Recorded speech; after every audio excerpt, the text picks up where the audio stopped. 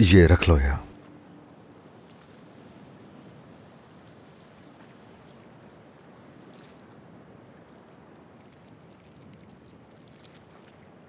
तुम्हें लगता है इससे दर्द कम हो जाएगा? ये गुजैक में भूल गई थी तुम्हारे घर। इसे साथ लिए फिर रहे हो?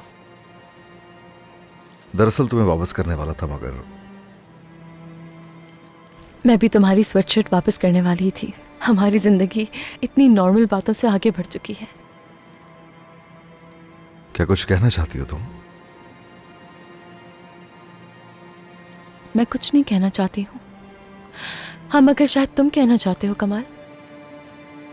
तो बताओ प्लीज। हाँ बिल्कुल। वो ब्रेसलेट मुझे क्यों दिया था?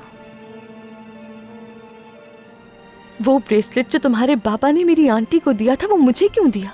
जब वो मैंने तुम्हें दिया था, सुरैया साहिबा, यानी उस वक्त तक मुझे मालूम नहीं था कि सुरैया साहिबा तुम्हारी आंटी हैं। बिल्कुल, हो सकता है ऐसे ही हो। चलो फिर एक और सवाल करती हूँ तुमसे। यानी अगर फूलों, पहाड़ों और जानवरों के बारे में बात करने के अलावा बात कर सके। ठीक है, पूछो। कहानी का वो किरदार कौन है जिसने अपनी बीवी को ब्रेसलेट दिया था उसकी बर्थडे पर, जिसकी उम्र रुक गई है? कौन है?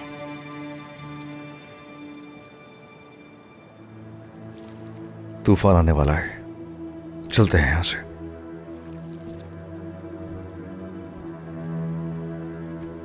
इस दफा कहीं भाग नहीं सकते कमाल। मेरी आंखों में आंखें डालकर तुम्हें सच बताना होगा। तुम्हें लगता था नहीं समझ पाऊंगी मैं, इस सभी को इत्तेफाक समझ लूंगी मैं। तो क्या समझ आया? तुम्हारी कहानी के हीरो की जो दूसरी बीवी है, वो टीचर सुरैया आंटी है। सही कहा ना? तो इसका मतलब तो यही हुआ कि मेहमत ही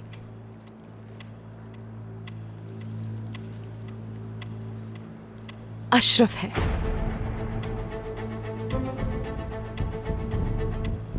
यानी तुम्हारे बाबा।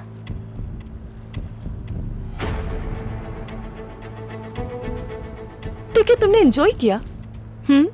मुझे कहानी सुनाते हुए हंसी तो आई होगी। हारिका, मेरी नीयत देखो तुम्हारे साथ बिल्कुल साफ थी। जब मैंने कहानी बताना शुरू की तो मुझे अंदाजा नहीं था उस वक्त के हम लोग यहाँ तक पहुंच जाएंगे। मगर आज हम यहाँ हैं कमाल। यहाँ तक कि जिंदगी में आज पहली दफा आंटी ने मेरे ऊपर हाथ उठाया है तुम्हारी वजह से। तो बेहतर होगा कि तुम सच बोलना शुरू कर दो।